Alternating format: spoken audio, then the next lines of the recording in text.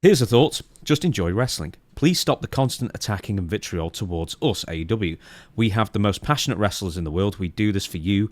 Hashtag I am with AEW, at AEW, and I love and watch all wrestling.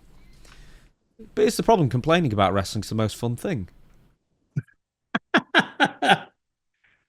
Hey, we could say, hey, stop that bullshit wrestling and we wouldn't talk bad about it. But hey, it's like, yeah, get better. Isn't that our job to talk about wrestling? Yeah, yeah. And you know, and all we're saying is what the fans like in total are saying. And we can see something like Nia Jax throwing the chair. Oh, that didn't look good. Well, it didn't look good.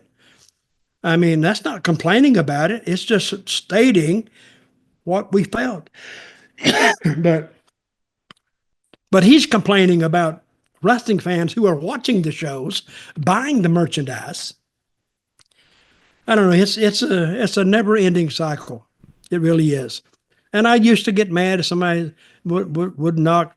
I mean, I know these guys work hard because I've been there with them. I mean, they work as hard as they can. And every match is not going to be perfect and without criticism from somebody somewhere. But I think that we're well situated, you and I, to say whether we liked it or not, or whether the crowd bought it or not. So, and if a show is going to sell out, I think we can predict a sellout. Most actually fans can too. When you hear the fans say, I want to see that, that means they're going to do well. So, and that's what you put it on TV for. Yeah. And everybody does their best shot, but they don't always reach it. We're always stretching for, and I agree with Dustin. I love wrestling too. They're aiming for perfection, but very few actually get there. Now, there's something that quite a few people pointed out after Dustin tweeted this, and they showed him quotes of Tony Khan making tweets, sort of sticking the knife in to, admittedly, there are not very many of them, but WWE failures as of recent. Like, I think Tony Khan, for example, was or pointing out or laughing that NXT didn't reach 1 million people audience when they had The Undertaker and John Cena on like a year ago, if you remember that head-to-head thing. Even though AEW lost that head-to-head, I believe, quite handily, he still turned that into, oh, well, you didn't get 1 million.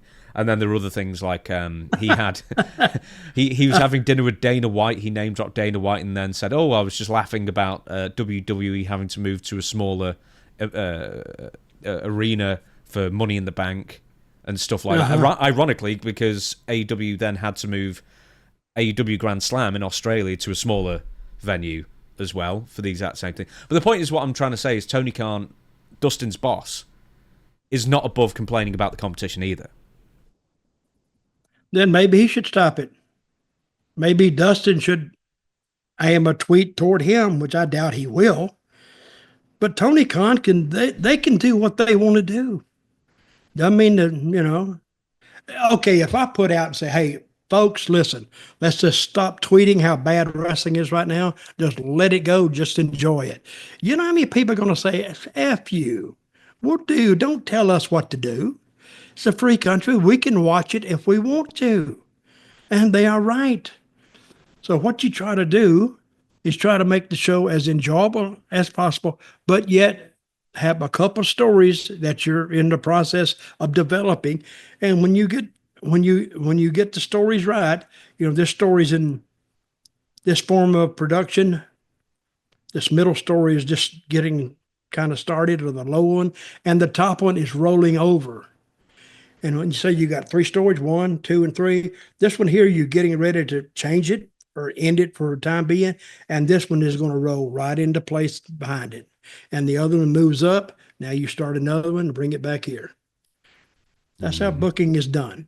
You keep it all aimed up in different forms of creation and completion, and just have it roll over. Now, if you have a champion like Flair can end one, or that's the way they did with him, and the next one moves in place, and then That's why Flair stayed in the main event, because they kept having these contenders for Flair's title.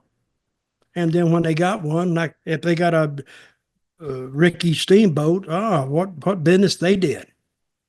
I mean, because now Steamboat, good looking guy, they did nothing but business.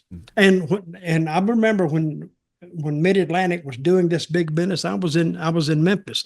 Memphis was doing big business, but Charlotte was a bigger territory. They carried more guys, but they just, we would get news filtering back in. Oh, they sold out Charlotte, and Greensboro was their big town, something 20 some odd thousand seats in Greensboro, because that was their like their Super Bowl, and it sold out. We kept hearing what great business they were doing, because I don't know who was putting at the business we were doing in Memphis, but we were doing big business too. Between 79, let's say 70, 78, and 79, to 1984, 85. That's when all the territories were actually doing pretty good. Texas, Florida, they were all doing big business till, and you can almost put a timestamp on this, to WWE, WWF started moving in and taking the TV stations. See, TV stations back in the day, the TV station would take it, and they wouldn't charge the promoter anything. What they did, they were smart. They just took the wrestling product, and they didn't pay anything for it, and they took it, and they swapped off the ads. That's so the promotion could run the town. Now later on, WWE came in and started paying the TV station to air their show. So therefore they would just take the spot of the old territory program that used to be on. WWE would put their spot right in there. Now, instead of sharing the ad revenue, or if they even did that, WWE was paying them to show it. So it was profitable for that TV station to take the WWF product. Simple. And of course, if you didn't have TV in a town, forget running it, because you can't advertise enough to get the crowd you were getting before. Can you imagine if social media existed in the early 80s and you get, the AWA fans, that phony Memphis stuff. Oh, yeah. And then Memphis fans were like, AWA, it's so boring, map-based, blah, But then you'd have 30 different sections of fans all hating each other. It'd be probably more interesting. Yeah. Well, that's where the real angles were. If you want to start an angle now, start it on social media. Or podcasts. We do quite well. And get the people think, well, boy, this guy don't like this guy, and this guy don't like that guy, and blah, blah, blah, blah, blah. Because, and we've had a few blow ups here ourselves. Remember that? Oh, with us and Meltzer. Yeah, and we blasted him, and he never came back and said nothing on his show. Yeah, no. Do you know why? It's because he knows he was entirely in the wrong and came off like a dribbling imbecile. So that what are you going to say in return? Anything he says is going to make him seem even stupider. A dribbling imbecile. Yes. Yeah, I like that word.